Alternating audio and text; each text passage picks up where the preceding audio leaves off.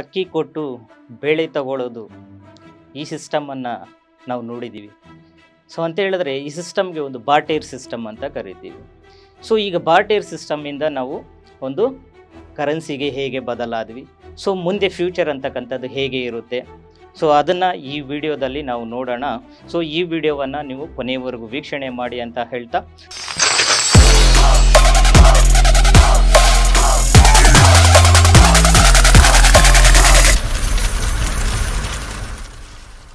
So ನನ್ನ ಹೆಸರು Venkatapathi, business and crypto expert, so founder of Vibha international venture. So ಈ barter system ಅನ್ನೋದು ಹೇಗೆ ವರ್ಕ್ ಆಗ್ತಾ ಇತ್ತು, ಈಗ ಪ್ರೆಸೆಂಟ್ಲಿ ನಾವು ಯಾವ ಒಂದು ಜನ್ರೇಷನಲ್ಲಿದ್ದೀವಿ, ಯಾವ ಒಂದು ಸಿಸ್ಟಮಲ್ಲಿದ್ದೀವಿ ಅಂತ ಹೇಳ್ಬಿಟ್ಟು ಸೊ 1 by 1 ನಾವು ಈ ವಿಡಿಯೋ ಮುಖಾಂತರ ನಾವು ನೋಡ್ತಾ ಹೋಗೋಣ.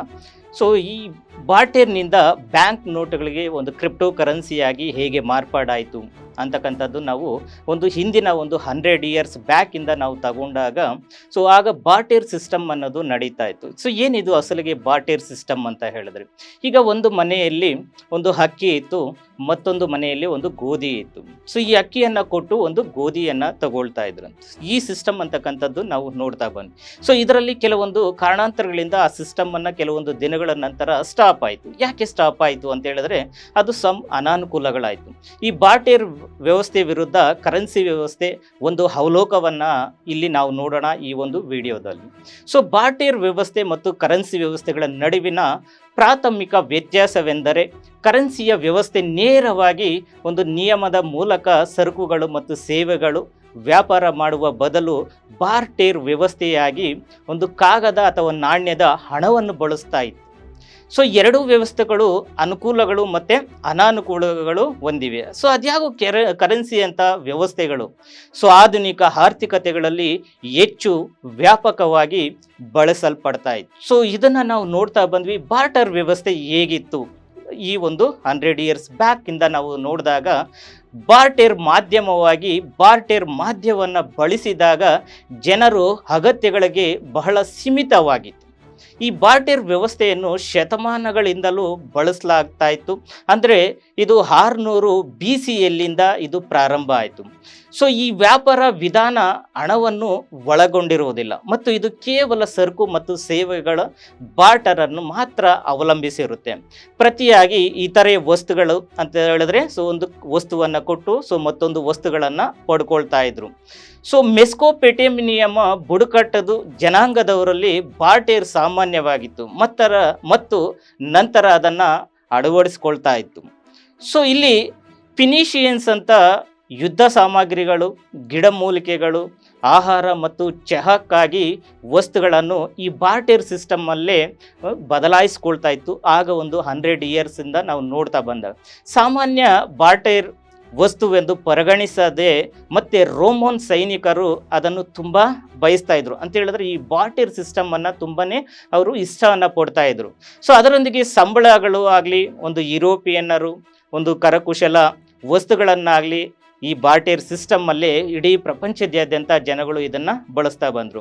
ಸೊ ನಾವು ನೋಡಿದಾಗ ಒಂದು ರೇಷ್ಮೆ ಆಗಲಿ, ಒಂದು ಸುಗಂಧದ ದ್ರವ್ಯಗಳಾಗಲಿ, ಬದಲಾಗಿ ಸೊ ಒಂದು ಜಾನುವಾರುಗಳಾಗಲಿ, ಸೊ ಇದಕ್ಕೆಲ್ಲವೂ ಸಹ ಬೇಡಿಕೆ ಇತ್ತು. ಒಂದನ್ನು ಕೊಟ್ಟು ಒಂದನ್ನು ಪಡ್ಕೊಳ್ತಕ್ಕಂಥ ಒಂದು ಬೇಡಿಕೆ ಅನ್ನೋದು ಆಗಿಂದ ಪ್ರಾರಂಭದಲ್ಲಿ ಇದ್ದರು.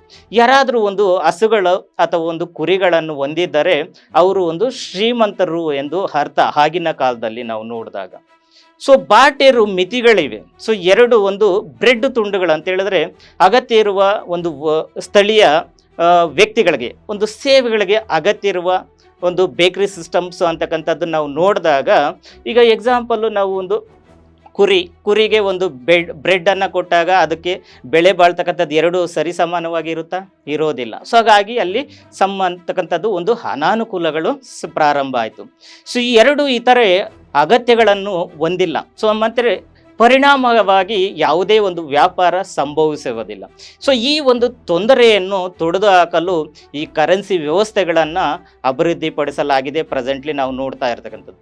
ಸೊ ವಿನಿಮಯ ಮತ್ತು ಕರೆನ್ಸಿಗಳ ವ್ಯತ್ಯಾಸಗಳನ್ನು ನಾವು ನೋಡಿದಾಗ ಹಣದ ಆವಿಷ್ಕಾರವು ಬಾರ್ಟೇರ್ ವ್ಯವಸ್ಥೆಯನ್ನು ಹೇಗೆ ಪ್ರಭಾವಿಸಿತು ಅಂತ ಸೊ ನಾವು ನೋಡೋಣ.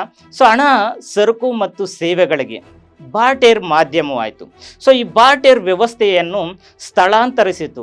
ಬಾರ್ಟರ್ ವ್ಯವಸ್ಥೆಯ ಅಡಿಯಲ್ಲಿ ವಹಿವಾಟು ನಡೆಸುವ ವ್ಯಕ್ತಿಗಳು ವಹಿವಾಟನ್ನು ಸುಗಮಗೊಳಿಸಲು ಪ್ರತಿಯೊಂದು ನೀಡುವ ಸರಕು ಮತ್ತು ಸೇವೆಗಳ ಹೊಂದಿರಬೇಕು. ಸೊ ಅಗತ್ಯಗಳು ಹೊಂದಿಕೆ ಆಗದಿದ್ದರೆ ಯಾವುದೇ ವಿನಿಮಯ ಅಂತಕ್ಕಂಥದ್ದು ನಡೆಯೋದಿಲ್ಲ. ಸೊ ಇಲ್ಲಿ ಎರಡು ಪಕ್ಷಗಳು ಪೂರೈಸೇ ಬಿಡುತ್ತೆ ಅಂತ ಹೇಳಿದ್ರೆ, ಒಬ್ಬರು ಕೊಡ್ತಕ್ಕಂಥದ್ದಾಗಲಿ ಒಬ್ಬರು ತಗೊಳ್ತಕ್ಕಂಥದ್ದಾಗಲಿ ಅದಕ್ಕೆ ತಗನಂತೆ ಎರಡೂ ಸಹ ಅದು ವ್ಯಾಲ್ಯೂ ಅಂತಕ್ಕಂಥದ್ದು ಸರಿ ಸಮಾನವಾಗಿ ಇದ್ದರೆ ಮಾತ್ರ ಆ ಒಂದು ಬಾರ್ಟರ್ ಸಿಸ್ಟಮ್ ಅನ್ನೋದು ನಡೀತಾ ಇತ್ತು. ಸೊ ಅಲ್ಲಿ ಒಂದು ವಸ್ತು ಕಮ್ಮಿ ಇತ್ತು, ಒಂದು ವಸ್ತು ಜಾಸ್ತಿ ಇತ್ತು ಅಂತ ಹೇಳಿದ್ರೆ ಅಲ್ಲಿ ಅನಾನುಕೂಲಗಳೇ ಜಾಸ್ತಿ ಆಗ್ತಾ ಇತ್ತು. ಸೊ ಅದರಿಂದನೇ ನಮಗೆ ಒಂದು ಸಿಸ್ಟಮ್ ಅಂತಕ್ಕಂಥದ್ದು, ಆ ವ್ಯವಸ್ಥೆ ಅಂತಕ್ಕಂಥದ್ದು ಬದಲಾಗ್ತಾ ಬರ್ತಾ ಇದೆ ಅಂತ ಹೇಳ್ಬೋದು. ಸೊ ಈ ಬಾರ್ಟರ್ ವ್ಯವಸ್ಥೆ ಸಾಮಾನ್ಯವಾಗಿ ಅಸಮತೋಲಿತ ವ್ಯಾಪಾರ ವ್ಯವಸ್ಥೆಯನ್ನು ಸೃಷ್ಟಿಸುತ್ತೆ. ಸೊ ಅಲ್ಲಿ ವ್ಯಕ್ತಿಗಳು ವ್ಯಾಪಾರ ಮಾಡಬೇಕು ಅಂತ ಹೇಳಿದ್ರೆ ಸೊ ಇತರರನ್ನು ಹುಡುಕಲು ಸಾಧ್ಯವಾಗುವುದಿಲ್ಲ. ಸೊ ವಿನಿಮಯ ವ್ಯವಸ್ಥೆ ಸರಕು ಮತ್ತು ಸೇವೆಗಳಿಗೆ ಮಾಪನದ ಸಾಮಾನ್ಯ ಘಟಕದ ಹೊಂದಿರುವುದಿಲ್ಲ. ಹೆಚ್ಚಿನ ಸರಕುಗಳು ಕಾಲಾಂತರದಲ್ಲಿ ಒಂದು ಸವಳಿಕೆಯೆಂದರ ವ್ಯಾಪಾರ ಮತ್ತು ಶೇಖರಣೆ ಮೌಲ್ಯಕ್ಕೆ ಅವು ಕಡಿಮೆ ಆಕರ್ಷಣೆವಾಗ್ತಾ ಇತ್ತು. ಸೊ ಸಾರ್ವತ್ರಿಕ ಕರೆನ್ಸಿ ಇಲ್ಲ. ಸೊ ಆದ್ದರಿಂದ ಬೇರೆ ದೇಶಗಳು ಸರಕು ಮತ್ತು ಸೇವೆಗಳು ಖರೀದಿಸಲು ಒಬ್ಬರು ತಮ್ಮ ಕರೆನ್ಸಿಯನ್ನು ಇತರ ರಾಷ್ಟ್ರಕ್ಕೆ ಪರಿವರ್ತಿಸಬೇಕಾಗಿತ್ತು. ಸೊ ಮತ್ತೆ ಹೆಚ್ಚಿನ ಸರ್ಕಾರಗಳು ಈ ಪರಿವರ್ತನೆಗಳಿಗೆ ವಿನಿಮಯ ದರಗಳನ್ನು ವಿಧಿಸುತ್ತಿದ್ದವು. ಸೊ ಅಲ್ಲದೆ ಹಣದುಬ್ಬರವು ಆರ್ಥಿಕತೆ ಒಳಗೆ ಒಂದು ಸರಕುಗಳು ಮತ್ತು ಸೇವೆಗಳು ಬೆಲೆಗಳನ್ನು ಹೆಚ್ಚಿಸುತ್ತಾ ಮತ್ತೆ ತರುವಾಯ ಕರೆನ್ಸಿಗಳನ್ನು ಕೊಳ್ಳುವ ಶಕ್ತಿಯನ್ನು ಕುಗ್ಗಿಸುವಂಥ ಕೆಲಸ ಇಲ್ಲಿ ನಡೀತಾ ಇತ್ತು ಈ ಒಂದು ಬಾರ್ಟರ್ ಸಿಸ್ಟಮಲ್ಲಿ ನಾವು ನೋಡಿದಾಗ. ಯಾರಾದರೂ ಇನ್ನೂ ಬಾರ್ಟರ್ ವ್ಯವಸ್ಥೆಯನ್ನು ಬಳಸ್ತಿದ್ದಾರಾ ಅಂತ ನಾವು ನೋಡೋಣ. ಸೊ ಇಂಟರ್ನೆಟ್ ಬಾರ್ಟರ್ ವ್ಯವಸ್ಥೆಯನ್ನು ಪುನರ್ಜೀವನಗೊಳಿಸಿದೆ. ಸೊ ಭಾಗವಹಿಸುವವರಿಗೆ ಸರಕು ಮತ್ತು ಸೇವೆಗಳನ್ನು ವ್ಯಾಪಾರ ಮಾಡಲು ಅನುವು ಮಾಡಿಕೊಡ್ತಿತ್ತು. ಸೊ ಎಕ್ಸಾಂಪಲ್ಲು ನಾವು ಒಂದು ಥೈಲ್ಯಾಂಡ್, ಇರಾನ್ ಅಂತ ಕೆಲವು ದೇಶಗಳು. ಥೈಲ್ಯಾಂಡ್ ವಿಶ್ವದ ಅತಿ ದೊಡ್ಡ ಅಕ್ಕಿ ರಫ್ತು ಮಾಡ್ತಕ್ಕಂಥ ಒಂದು ದೇಶ. ಸೊ ಇರಾನಲ್ಲಿ ಒಂದು ತೈಲ ಹೇರಳವಾಗಿ ಹೊಂದಿದೆ ಅಂತ ಹೇಳ್ಬೋದು. ಎರಡೂ ರಾಷ್ಟ್ರಗಳಿಗೆ ಇತರರ ಬಳಿ ಹೇರಳವಾಗಿರುವುದು ಬೇಕಾಗುತ್ತೆ. ಈಗ ಎಕ್ಸಾಂಪಲ್ಲು ಒಂದು ಥೈಲ್ಯಾಂಡಿಂದ ಇರಾನ್ ಅವ್ರಿಗೆ ಒಂದು ಬೇರೆ ವಸ್ತುಗಳು ಬೇಕಾಗುತ್ತೆ. ಸೊ ಅಲ್ಲಿ ಒಂದು ಆಯಿಲನ್ನು ಕೊಟ್ಟು ಬೇರೆ ವಸ್ತುಗಳನ್ನು ಅವರು ಪಡ್ಕೋಬೇಕಾಗಿತ್ತು. ಸೊ ಆ ಒಂದು ಮಾಧ್ಯಮದಲ್ಲಿ ಆ ಒಂದು ಬಾರ್ಟರಲ್ಲಿ ಕೆಲವೊಂದು ಅನಾನುಕೂಲಗಳನ್ನೋದು ನಡೀತಾ ಇತ್ತು. ಈ ಸರಕುಗಳನ್ನು ವಿನಿಮಯ ವ್ಯವಸ್ಥೆಯಲ್ಲಿ ವ್ಯಾಪಾರ ಮಾಡಲು ಇವು ಒಪ್ಪಿಕೊಂಡಿದ್ದವು ಅಂತ ಹೇಳಿದ್ರೆ ಇರಾನ್ ಆಗ್ಬೋದು, ಒಂದು ಥೈಲ್ಯಾಂಡ್ ಆಗ್ಬೋದು. ಸೊ ಆ ಒಂದು ವ್ಯವಸ್ಥೆಯನ್ನು ಒಪ್ಕೊಂಡು ಅದನ್ನು ರೆಫ್ಟ್ ಅನ್ನೋದು ಮಾಡ್ತಾ ಇತ್ತು. ಸೊ ಈ ಬಾರ್ಟರಿಂದ ಬ್ಯಾಂಕ್ ನೋಟುಗಳಿಗೆ ಮತ್ತು ಈಗ ಪ್ರೆಸೆಂಟ್ಲಿ ಒಂದು ಕ್ರಿಪ್ಟೋ ಕರೆನ್ಸಿಗೆ ನಾವು ಹೇಗೆ ಬದಲಾಗ್ತಾ ಇದ್ದೀವಿ ಅಂತಕ್ಕಂಥದ್ದು ನಾವು ಒಂದು ಸಣ್ಣ ಕೆಲವೊಂದು ಕ್ಲಿಪ್ಸ್ ಮುಖಾಂತರ ನಾವು ನೋಡೋಣ. ಸೊ ಹಣವು ಒಂದು ಶೀಶೆ ಲೋಹದ ನಾಣ್ಯ, ಕಾಗದದ ತುಂಡು ಮತ್ತು ಕಂಪ್ಯೂಟರ್ನಿಂದ ವಿದ್ಯುನ್ಮಾನವಾಗಿ ಒಂದು ಗಣಿಗಾರಿಕೆಯನ್ನು ಮಾಡಿಕೊಂಡು ಈ ಸ್ಟ್ರಿಂಗ್ನಿಂದ ಪ್ರತಿನಿಧಿಸಲ್ಪಡುವ ಯಾವಾಗಲೂ ಒಂದು ಮೌಲ್ಯವನ್ನು ಹೊಂದಿರುವುದಿಲ್ಲ. ಸೊ ಅದರ ಒಟ್ಟು ಜಾಗತಿಕ ಮೌಲ್ಯ ಮತ್ತು ಪ್ರಸ್ತುತ ಒಂದು $220 ಟ್ರಿಲಿಯನ್ ಎಂದು ಅಂದಾಜಿಸಲಾಗಿದೆ. ಸೊ ಅಂತ ಹೇಳಿದ್ರೆ ಜನರು ವಿನಿಮಯದ ಮಾಧ್ಯಮವಾಗಿ, ಮಾಪನದ ಘಟಕವಾಗಿ ಮತ್ತು ಸಂಪತ್ತಿನ ಉಗ್ರಾಣವಾಗಿ ಅದರ ಮೇಲೆ ನೀಡುವ ಪ್ರಾಮುಖ್ಯತೆಯನ್ನು ಅವಲಂಬಿಸಿದೆ. ಸೊ ಹಣವು ಜನರು ಸರಕು ಮತ್ತು ಸೇವೆಗಳಿಗೆ ಪರೋಕ್ಷವಾಗಿ ಒಂದು ವ್ಯಾಪಾರ ಮಾಡಲು ಅನುಮತಿಸ್ತಿದ್ರು. ಸೊ ಇದು ಸರಕುಗಳ ಬೆಲೆಯನ್ನು ಸಂವಹಿಸಲು ಸಹಾಯ ಮಾಡ್ತಕ್ಕಂಥ ಒಂದು ಡಾಲರು, ಸೆಂಟ್ಗಳಲ್ಲಿ ನಾವು ನೋಡ್ತಾ ಇದ್ದೀವಿ. ಒಂದು 500 ರೂಪೀಸಲ್ಲಿ ಈ ಥರ ನಾನಾ ಥರದ ದೇಶಗಳ ನಾನಾ ಥರದ ಕರೆನ್ಸಿಗಳಂತ ಹುಟ್ಕೊಳ್ತಾ ಇವತ್ತು ಪ್ರೆಸೆಂಟ್ಲಿ ಇದೆ. ಉದಾಹರಣೆಗೆ ನಾವು ನಿಮ್ಮ ಪಾಕೆಟು, ಒಂದು ಪರ್ಸ್ ಅಥವಾ ವಾಲೆಟ್ಗಳಲ್ಲಿ ಇದು ವ್ಯಕ್ತಿಗಳಿಗೆ ಒಂದು ತಮ್ಮ ಸಂಪತ್ತನ್ನು ಸಂಗ್ರಹಿಸಲು ಒಂದು ಮಾರ್ಗ ಆಗಿತ್ತು ಅಂತ ಹೇಳಿದ್ರೆ, ಇವತ್ತು ಬಾರ್ಟರ್ ಸಿಸ್ಟಮಲ್ಲಿ ಏನು ಈಗ ಅಕ್ಕಿ, ಗೋಧಿ ಅಂತಕ್ಕಂಥದ್ದು ಅದು ಒಂದು ವಸ್ತು. ಈಗ ಕುರಿ ಅಥವಾ ಮೇಕೆ ಅಂತಕ್ಕಂಥದ್ದು ಅದು ಒಂದು ವಸ್ತು ಅಂತ ಹೇಳಿದ್ರೆ ಅದು ವ್ಯಾಲ್ಯೂ ಅಂತಕ್ಕಂಥದ್ದು. ಸೊ ತದನಂತರ ನಮಗೆ ಬರ್ತಕ್ಕಂಥದ್ದೇ ಒಂದು ಕರೆನ್ಸಿಗಳಾಗ್ಬೋದು, ಒಂದು ಗೋಲ್ಡ್ ಅಥವಾ ಆಗ್ಬೋದು, ಈ ಥರ ಒಂದು ಅದು ಇರ್ತಕ್ಕಂಥದ್ದು ಒಂದು ವ್ಯಾಲ್ಯೂ ಅಂತ ಹೇಳ್ಬೋದು.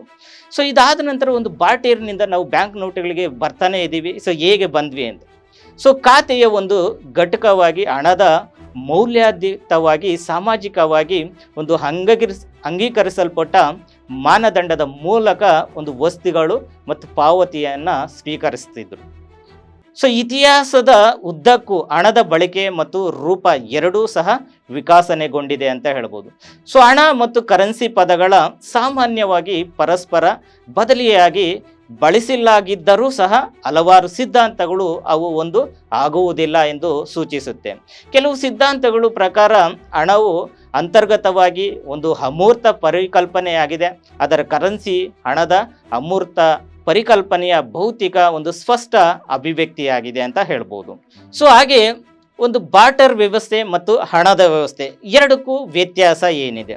ಸೊ ಈ ಬಾರ್ಟರ್ ವ್ಯವಸ್ಥೆಯಲ್ಲಿ ಬಂದ್ಬಿಟ್ಟು ಜನರು ಒಂದು ಸರಕುಗಳು ವಿನಿಮಯದಲ್ಲಿ ಒಂದು ಸರಕುಗಳನ್ನು ನೀಡಲಾಗ್ತಾ ಇತ್ತು ಅಂತ ಹೇಳಿದ್ರೆ ಒಂದು ವಸ್ತು ಕೊಟ್ಟು ಒಂದು ವಸ್ತು ಪಡ್ಕೊಳ್ತಾ ಇದ್ರು.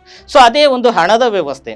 ಸೊ ಹಣವನ್ನು ಬಳಸುವ ಆರ್ಥಿಕತೆಯಲ್ಲಿ ಹಣ ಒಂದು ಮಾಧ್ಯಮವಾಗಿ ಬಳಸಿಕೊಂಡು ವಸ್ತುಗಳು ವಿನಿಮಯ ಮಾಡಲಾಗ್ತಾ ಇತ್ತು. ಸೊ ಇದು ಹಣದ ವ್ಯವಸ್ಥೆ ಅಂತ. ಇನ್ನು ಬಾರ್ಟರ್ ವ್ಯವಸ್ಥೆಯಲ್ಲಿ ಪರಸ್ಪರ ಸರಕುಗಳನ್ನು ವಿನಿಮಯ ಮಾಡಿಕೊಳ್ಳಲು ಒಪ್ಪಿಕೊಳ್ಳಬೇಕು. ಸೊ ಹಾಗೆ ಬಾರ್ಟರ್ ವ್ಯವಸ್ಥೆಯಲ್ಲಿ ಪಕ್ಷಗಳು ಪರಸ್ಪರ ಸರಕುಗಳು ಖರೀದಿಸಲು ಒಪ್ಪದಿದ್ದರೆ ವಿನಿಮಯ ನಡೆಯುವುದಿಲ್ಲ ಅಲ್ಲಿ. ಸೊ ಆದ್ದರಿಂದ ಎರಡೂ ಕಾಕತಾಳೀಯ ಬಯಕೆಗಳು ಬಾರ್ಟರ್ ವ್ಯವಸ್ಥೆಯಲ್ಲಿ ಅತ್ಯಗತ್ಯವಾಗಿರ್ತಾ ಇತ್ತು. ಸೊ ಅದೇ ಹಣದ ವ್ಯವಸ್ಥೆ. ಸೊ ಹಣವನ್ನು ಹೊಂದಿರುವ ವ್ಯಕ್ತಿಯು ತನಗೆ ಬೇಕಾದದ್ದನ್ನು ಸುಲಭವಾಗಿ ಬದಲಾಯಿಸಬಹುದು. ಜನರು ಹಣದ ಪಾವತಿಗಳನ್ನು ಸ್ವೀಕರಿಸಲು ಬಯಸ್ತಾ ಇದ್ರು. ನಂತರ ಬಯಸಬಹುದಾದ ಯಾವುದನ್ನಾದರೂ ಒಂದು ವಿನಿಮಯ ಮಾಡಿಕೊಳ್ಳುತ್ತಾರೆ. ಹಣದ ಬಳಕೆಯನ್ನು ವಿನಿಮಯ ಮಾಧ್ಯಮವಾಗಿ ಬಳಸುವುದು ಎರಡೂ ಕಾಕತಾಳೀಯ ಬಯಕೆಗಳು ಅಗತ್ಯಕ್ಕೆ ತಕ್ಕಂತೆ ಇರ್ತಾ ಇತ್ತು. ಸೊ ಇಷ್ಟು ಒಂದು ಬಾರ್ಟರ್ ಸಿಸ್ಟಮ್ ಅಂತಕ್ಕಂಥದ್ದು ಹೇಗೆ ಅಂತ ಹೇಳಿದ್ರೆ, ಪ್ರಾರಂಭದ ಒಂದು 100 ವರ್ಷದ ಹಿಂದೆ ಒಂದು ಬಾರ್ಟರ್ ಸಿಸ್ಟಮ್ ವಸ್ತುಗಳು ಮಾರ್ಪಾಡು ಬಂತು. ತದನಂತರ ಒಂದು ಗೋಲ್ಡಲ್ಲಿ ಒಂದು ಚಲಾವಣೆ ಅನ್ನೋದು ಬಂತು. ಈ ಗೋಲ್ಡ್ ತದನಂತರ ಬಂದು ನಮಗೆ ಒಂದು ಕಾಯಿನ್ಸ್, ಒಂದು ಸಿಲ್ವರ್ ಕಾಯಿನ್ ಅಂತಕ್ಕಂಥದ್ದಾಗಲಿ ಒಂದು ಮೆಟಲ್ ಕಾಯಿನ್ಸ್ ಅಂತಕ್ಕಂಥದ್ದಾಗಲಿ ಪ್ರಾರಂಭ ಆಯಿತು. ಸೊ ತದನಂತರ ನಾವು ಬಳಸ್ತಕ್ಕಂಥದ್ದೇ ಒಂದು ಪೇಪರ್ ನೋಟ್ ಅಂತಕ್ಕಂಥದ್ದು. ಸೊ ಈ ಪೇಪರ್ ನೋಟಿಂದ ಪ್ರೆಸೆಂಟ್ಲಿ ನಾವು ಒಂದು ಡಿಜಿಟಲ್ ಮನಿಗೆ ಬಂದಿದ್ದೀವಿ. So digital like Google pay, PhonePe, Paytm ಈ ಥರ ನಾವು ಬಳಕೆಯನ್ನು ಮಾಡ್ತಾ ಇದ್ದೀವಿ. ಸೊ ಈಗ ನಮಗೆ ಪ್ರತಿಯೊಂದು ಜನ್ರೇಷನಿಂದ ಜನ್ರೇಷನ್ಗೆ ಎವ್ರಿ ಕರೆನ್ಸಿ ಅಂತಕ್ಕಂಥದ್ದು ಮಾರ್ಪಾಡಾಗ್ತೇ ಬರ್ತಾ ಇದೆ. ಸೊ ಮುಂದಿನ ದಿನಗಳಲ್ಲಿ ನಮಗೆ ಫ್ಯೂಚರ್ ಅಂತಕ್ಕಂಥದ್ದು ನೆಕ್ಸ್ಟ್ ಮಾರ್ಪಾಡಾಗಬೇಕಲ್ವಾ? ಸೊ ಅದೇನದು? ಸೊ ಅದೇ ಕ್ರಿಪ್ಟೋ ಕರೆನ್ಸಿ. ಈ ಕ್ರಿಪ್ಟೋ ಕರೆನ್ಸಿ ಬಗ್ಗೆ ನೀವು ತಿಳಿಬೇಕು ಅಂತ ಬಯಸ್ತಾ ಇದ್ದರೆ ನಾವು ನೆಕ್ಸ್ಟಿನ ವಿಡಿಯೋದಲ್ಲಿ ಒಂದು ವಂಡರ್ಫುಲ್ ಆದಂಥ ಒಂದು ಕ್ರಿಪ್ಟೋ ಕರೆನ್ಸಿ ಬಗ್ಗೆ ಇನ್ ಡೀಟೇಲ್ ಆಗಿ ನೀವು ತಿಳಿಸ್ತಾ ಬರ್ತೀವಿ. ಸೊ ಇದು ಬಾರ್ಟರ್ ವ್ಯವಸ್ಥೆ ವರ್ಸಸ್ ಮತ್ತೆ ಹಣದ ಬಗ್ಗೆ ನಾನು ಇವತ್ತಿನ ವಿಡಿಯೋದಲ್ಲಿ ತಿಳಿಸ್ಕೊಟ್ಟಿದ್ದೀನಿ. ಮತ್ತೆ ಕ್ರಿಪ್ಟೋ ಕರೆನ್ಸಿಯಿಂದ ನಿಮ್ಮ ಮುಂದೆ ಬರ್ತೀನಿ. ಸೊ ಅಲ್ಲಿವರೆಗೂ ನಿಮ್ಮ Venkatapathi, see you on the next video. Thank you very much. So ದಯವಿಟ್ಟು ಒಂದು ಪ್ರೋತ್ಸಾಹವನ್ನು ನೀಡಿ. ಯಾಕಂತ ಹೇಳಿದ್ರೆ ಈ ಥರದ ಹೊಸ ವಿಚಾರಗಳನ್ನು ನಿಮಗೆ ಇನ್ನೂ ಹೆಚ್ಚಿನ ವಿಡಿಯೋಗಳನ್ನು ನಾನು ತರಬೇಕು ಅಂತ ಹೇಳಿದ್ರೆ ನಿಮ್ಮ ಒಂದು ಪ್ರೋತ್ಸಾಹ ಅಂತಕ್ಕಂಥದ್ದು ನನಗೆ ವೆರಿ ಇಂಪಾರ್ಟೆಂಟು. ಸೊ ಇದನ್ನು ಸಾಧ್ಯ ಆದಷ್ಟು ನಿಮ್ಮ ಸ್ನೇಹಿತರಿಗೆ ಶೇರ್ ಮಾಡಿ ಅಂತ ಹೇಳ್ತಾ ತಮ್ಮೆಲ್ಲರಿಗೂ ಈ ವಿಡಿಯೋವನ್ನು ನೋಡಿದ್ದಕ್ಕೆ ಧನ್ಯವಾದವನ್ನು ತಿಳಿಸ್ತಾ see you on next video. Thank you very much.